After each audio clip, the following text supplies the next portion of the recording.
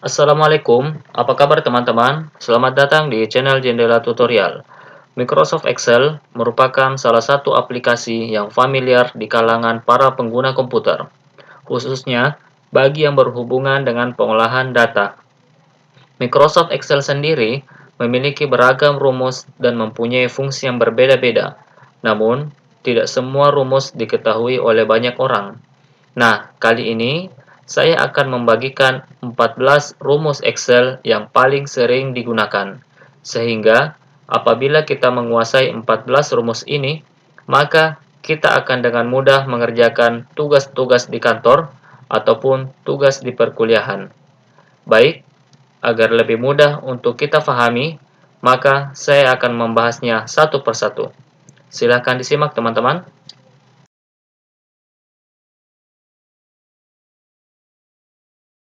Yang pertama adalah fungsi sum. Sum adalah rumus yang digunakan untuk menjumlahkan data pada range. Sum ini merupakan rumus yang paling familiar dan sangat sering kita gunakan di antara rumus-rumus yang lainnya.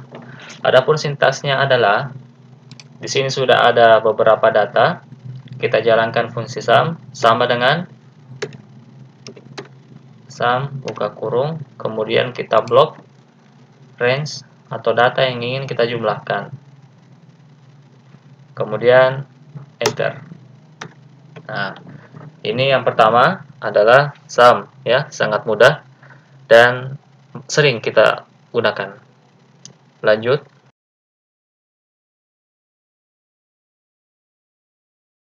Yang kedua adalah fungsi count. Count digunakan untuk menghitung banyaknya data. Mirip dengan sum, cuman bedanya adalah sum untuk menjumlahkan data, sedangkan count adalah untuk menghitung banyaknya data pada suatu range. Nah, kita bisa mencobanya. Di sini sudah ada contoh beberapa data. Ingin kita ketahui ada berapa banyak mahasiswa pada kumpulan data ini. Nah, di sini kita jalankan rumusnya, banyaknya mahasiswa sama dengan count, kemudian kita blok, terserah mau di mana ingin kita blok. Oke, saya blok di nim saja. Nah, kemudian enter. Nah, di sini sudah kelihatan. Jadi, dalam tabel ini terdapat 7 mahasiswa. Oke, itu adalah fungsi count. Selanjutnya,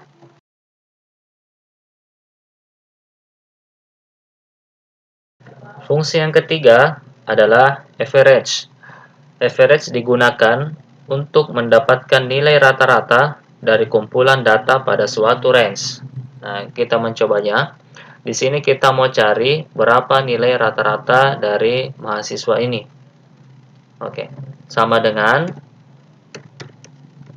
average buka kurung, kemudian kita blok data yang ingin kita cari nilai rata-ratanya, kemudian tekan enter. Nah, seperti ini. Jadi nilai rata-rata di antara daftar nilai ini yaitu 87,714. Ini bisa kita bulatkan yaitu dengan menekan tombol menghilangkan desimal di belakang angka ini. Oh, maaf yang ini. Oke. Jadi rata-rata nilainya yaitu 88.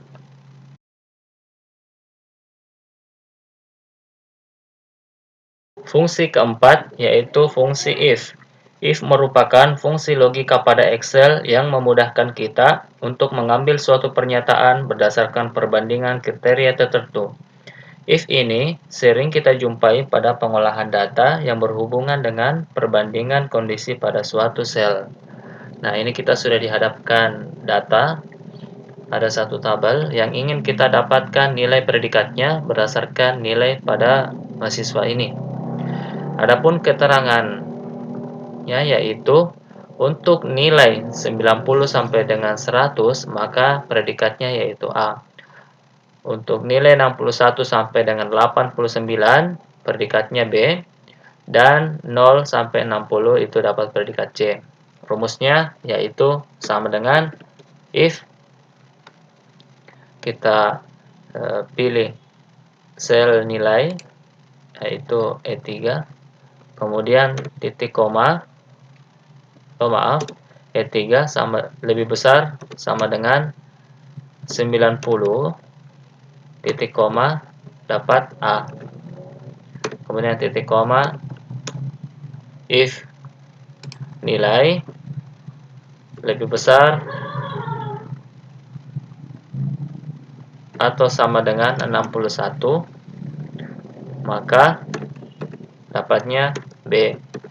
Selain itu, artinya di bawah dari 61, ya, dia dapatnya C. Enter. Yes. Oke. Kita copy ke bawah. Nah, seperti ini jadinya. Kita coba tes, ya. 90 sampai 100. Kalau seandainya kita isi 90, seharusnya A. Nah, betul. Kalau kita isi 89, B. Baik. Nah, kalau kita isi 61, itu B. Oke, masih B. Kalau kita isi 60, itu baru C.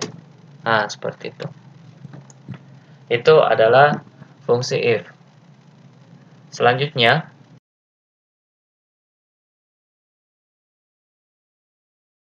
fungsi kelima yaitu sum if.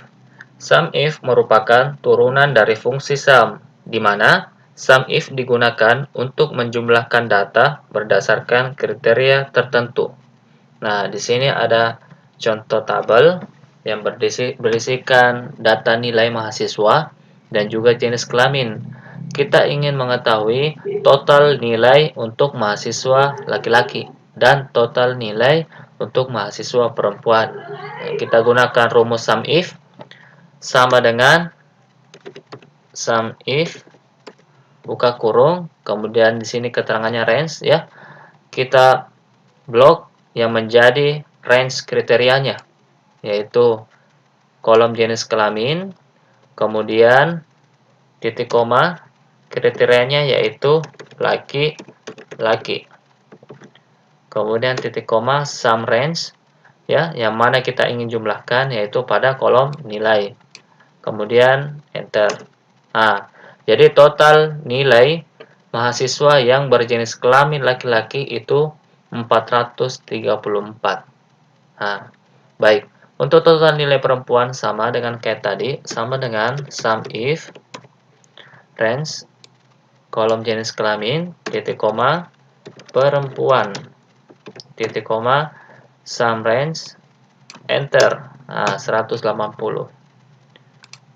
Seperti itu. Ini adalah fungsi sum if. Baik, selanjutnya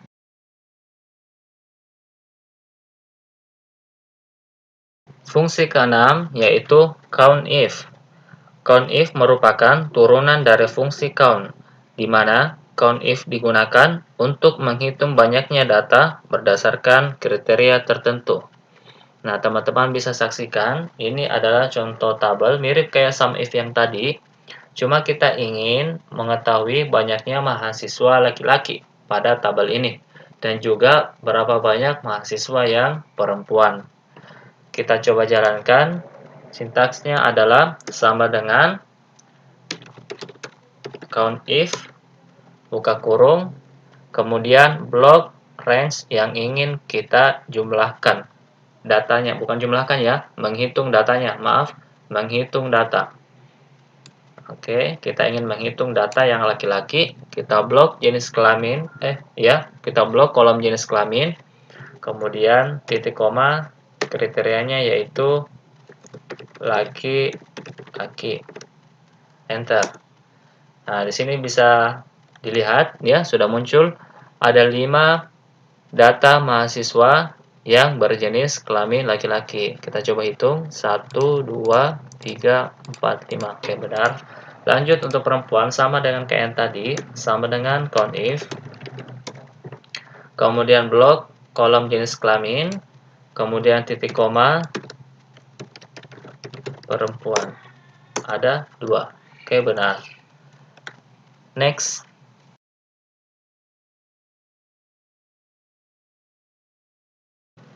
Fungsi ketujuh yaitu proper. Proper merupakan fungsi yang digunakan untuk menjadikan huruf besar di huruf pertama pada string teks, dan huruf-huruf lain setelahnya dijadikan menjadi huruf kecil.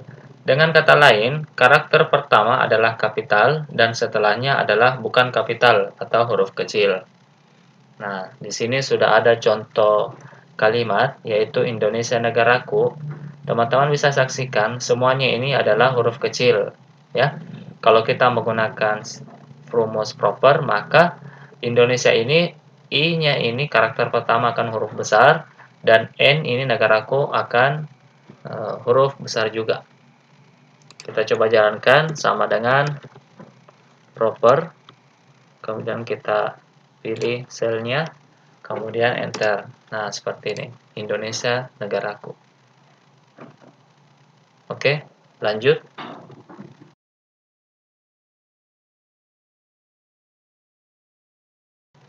Fungsi ke-8 yaitu upper. Upper merupakan fungsi yang digunakan untuk mengkonversi semua teks menjadi huruf besar. Oke, di sini bisa disaksikan ada kata Indonesia. Saya jalankan fungsi upper sama dengan upper, buka kurung, kemudian pilih selnya, enter. Nah, Indonesia ini akan berubah atau terkonversi menjadi huruf besar semuanya seperti ini. Baik, lanjut.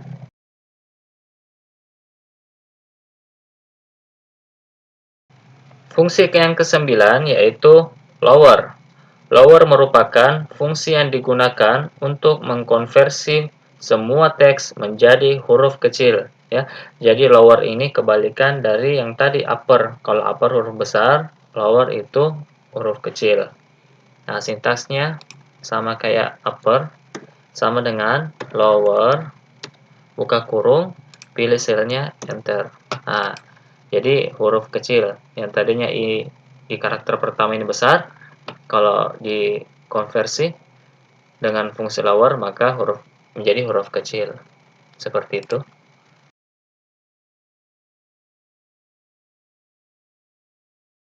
Fungsi yang ke-10 yaitu left, mid, dan right. Left, mid, dan right merupakan fungsi teks pada Excel, di mana left berfungsi untuk mengambil beberapa karakter dari suatu sel yang dimulai dari kiri, mid berfungsi untuk mengambil beberapa karakter dari suatu sel dimulai dari tengah, dan right berfungsi untuk mengambil beberapa karakter dari suatu sel dimulai dari kanan. Nah, kita coba, ini ada kata Indonesia, saya bagi 3. Jadi, saya ingin mengambil 3 karakter pertama pada kata Indonesia ini, kemudian 3 karakter di tengah pada kata Indonesia, dan 3 karakter terakhir pada kata Indonesia. Saya jalankan, yang pertama left sama dengan, silakan diperhatikan teman-teman, left, buka kurung, pilih teksnya, kemudian titik koma, saya mau mengambil 3 ya, 3 karakter pada sisi kiri, enter. Nah, seperti ini, IND. Kemudian mid, sama dengan mid, ini agak berbeda sedikit, jadi kita pilih dulu teksnya, kemudian titik koma, kita pilih start 6, artinya kita mau start atau dimulai pada karakter keberapa. Jadi kata one ini ada pada dimulai karakter keempat, 1, 2, 3, 4. Nah, jadi kita tulis 4, kemudian titik koma, saya mau mengambil 3, ya, itu 6 charge, artinya berapa banyak karakter yang ingin diambil. Saya mau mengambil 3, enter. Nah, seperti ini one. Lanjut right. Right ini mirip dengan left, jadi mudah. Right, maaf, sama dengan right. Kemudian pilih teksnya, titik koma, pilih atau tulis angka 3. Nah, seperti ini. Jadi saya bagi-bagi 3 ya. Left, mid, dan right. Indonesia. Oke, selanjutnya.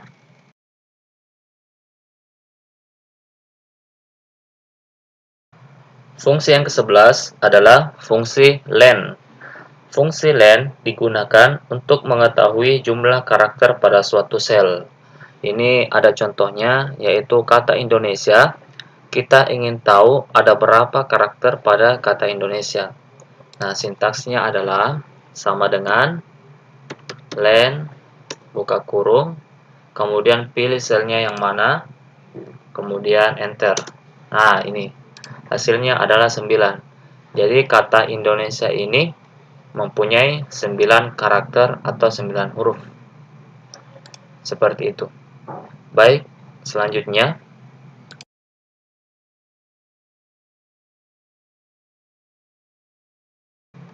fungsi yang ke-12 adalah fungsi round. Round digunakan untuk membulatkan angka ke jumlah digit yang ditentukan. Fungsi ini biasanya kita jumpai pada laporan keuangan yang terdapat bilangan desimal, ya. Bilangan desimal itu bilangan yang koma-koma seperti ini. Sehingga memerlukan proses pembulatan. Nah, kita coba membulatkan angka 15,6,75. Kita ingin dua digit di belakang koma. Nah, ini kan ada 3 digit, kita inginnya 2 digit saja. Jadi rumusnya itu sama dengan round, kemudian buka kurung, pilih selnya, selanjutnya titik koma, dan sebut kita ingin berapa digit setelah koma. Kita ingin 2 digit. Nah, kemudian enter. Jadilah seperti ini. Jadi 15,6,675 itu kalau kita ambil 2 digit saja berarti 15,68. Coba kalau 1 digit saja, berarti kita sini rubah menjadi 1. Hasilnya adalah 15,7. Nah, seperti itu untuk fungsi round. Selanjutnya,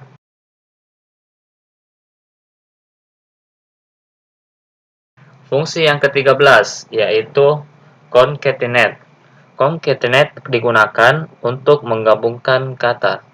Nah, seperti ini ada contohnya. Di sini terdapat 3 teks. Teks 1, teks 2, dan teks 3. Nah, ini kata-kata ini kita ingin gabungkan menjadi satu kalimat. Nah, kita menggunakan rumus concatenate. Nah, sintaksnya adalah sama dengan concatenate. Kemudian kita pilih teks yang pertama, selanjutnya titik koma, teks kedua, titik koma. Jadi ini tidak ada batasan sampai berapa teks ya, terserah sampai berapa. Nah, ini kebetulan ada 3 teks yang ingin kita gabungkan. Nah, seperti ini, balas kurung, kemudian kita enter. Nah, hasilnya seperti ini. Jadi dia sudah menggabung menjadi satu kata atau satu kalimat. Nah, di sini kita ingin ada pemisah spasi di antara kata-kata ini. Nah, kita bisa modify, yaitu dengan memberikan spasi di antaranya. Jadi kita titik koma dulu, kemudian ketik 2 kali, selanjutnya titik koma. Di sini kita kasih spasi, artinya ada jarak spasi di antara 2 kata tersebut. Selanjutnya di sini juga kita kasih spasi seperti ini. Jadi ada spasi. Enter. Ah, hasilnya seperti ini. Aku cinta Indonesia. Itu untuk fungsi concatenate. Oke, kita lanjut ke rumus selanjutnya.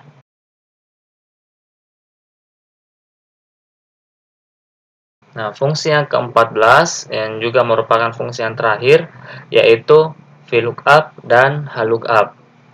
Nah, VLOOKUP dan HLOOKUP ini sama-sama merupakan fungsi lookup pada Excel. Atau dengan kata lain, fungsi yang mengambil data pada tabel lain berdasarkan kata kunci yang ditentukan. Nah, VLOOKUP dan HLOOKUP ini sering kita temui di tugas-tugas kantor ya, ataupun juga di tugas perkuliahan. Jadi, kalau seandainya kita ingin menguasai Excel, maka sangat wajib bagi kita untuk menguasai rumus ini, utamanya VLOOKUP ya. HLOOKUP juga seperti itu. Nah, selanjutnya perbedaannya adalah VLOOKUP mengambil data secara vertikal ya, ini VLOOKUP, datanya vertikal. Nah, sedangkan HLOOKUP itu mengambil data secara horizontal. Teman-teman bisa lihat untuk tabel bantu VLOOKUP ini headernya itu ada di atas seperti ini. Kemudian datanya itu turun ke bawah. Itu artinya datanya vertikal. Sedangkan lookup bisa disaksikan headernya itu terdapat di sebelah kiri. Ini ya, tadi ini ada di atas, ini dia ada di sebelah kiri. Kemudian datanya dia itu memanjang secara horizontal seperti ini. Nah, makanya itu dikasih nama VLOOKUP dan HLOOKUP. V itu artinya vertikal dan H itu artinya horizontal. Baik, kita langsung bikin rumusnya. Sama dengan, kita mulai dari VLOOKUP dulu ya, teman-teman. Sama dengan VLOOKUP, kemudian kata kuncinya ini, kemudian titik koma, kemudian kita blok tabel bantunya seperti ini. Kemudian jangan lupa dikunci agar supaya apabila kita copy ke bawah, rumusnya itu tidak berubah untuk tabel bantu. Nah, caranya itu kita menekan tombol F4 satu kali. Kalau kita menekan tombol F4 satu kali, maka akan muncul string 2 seperti ini. Ya. Kemudian di sini juga kita F4 satu kali, hasilnya bakalan seperti ini. Kemudian titik koma, kita sebut dia ada pada kolom berapa. Nah, contoh ini nama barang, kita ingin tampilkan nama barang, di tabel bantu nama barang itu berada pada kolom kedua. Kolom pertama itu kode, kolom kedua itu nama barang. Seperti itu, jadi kita ketik 2 karena kita ingin kolom kedua, yaitu nama barang. Kemudian titik koma false, jangan lupa terakhir ditutup dengan false. Tutup kurung, kemudian kita enter. Hasilnya seperti ini. Jadi kode A itu nama barangnya sabun. Nah, kalau ini kita rubah jadi B, dia juga berubah. B itu minyak goreng. Ini, ya. Kita kasih A, ya, sabun. Kemudian selanjutnya yaitu harga. Rumusnya sama, jadi kita copy saja. Kita paste di sini. Hanya bedanya yaitu beda kolom. Tadinya kolom kedua, kita ingin kolom ketiga. Enter. Seperti ini. Kemudian lanjut yang satuan, kita copy. Kita paste di sini. Harga satuan itu kolom keempat. Oke. Kemudian sudah jadi, kita blok, kemudian kita copy ke bawah. Hasilnya bakalan seperti ini. Semua akan serba otomatis, jadi kita tidak usah mengetiknya satu persatu lagi. Ya, seperti itu untuk VLOOKUP. Selanjutnya HLOOKUP, rumusnya sama dengan VLOOKUP, cuma bedanya yaitu pengambilan datanya secara horizontal. Baik, langsung saja sintaksnya sama dengan HLOOKUP. Kemudian pilih kolom kunci, titik koma, kemudian kita blok tabel bantunya ya, kecuali header nggak usah, datanya saja. VLOOKUP juga tadi seperti itu, nggak usah header. Nah, HLOOKUP juga nggak usah header, langsung datanya saja. Sama seperti tadi, yaitu kita tekan F4 satu kali, sehingga akan muncul string seperti ini. String dolar ya. Nah, di sini juga. Oke, modelnya seperti ini. Kemudian titik koma, kita ingin dia di baris keberapa. Kalau tadi istilahnya VLOOKUP, kita pilih kolom keberapa. HLOOKUP ini bahasanya kita pilih baris keberapa. Nama barang itu berada pada baris kedua. Baris pertamanya yaitu kode. Nah, ini kode. Nama barang itu baris kedua. Berarti kita pilih 2, titik koma, false. Sama kayak tadi, harus ditutup dengan false ya. Tutup kurung, enter. Hasilnya seperti ini. D itu adalah ini D, gula pasir. Nah, ini D, gula pasir. Lanjut ke harga, sama. Konsepnya sama, kita tinggal rubah saja dia di baris keberapa. Untuk harga itu dia baris ketiga. Enter. Oke, selanjutnya satuan itu baris keempat. Coba ya. Nah, seperti itu.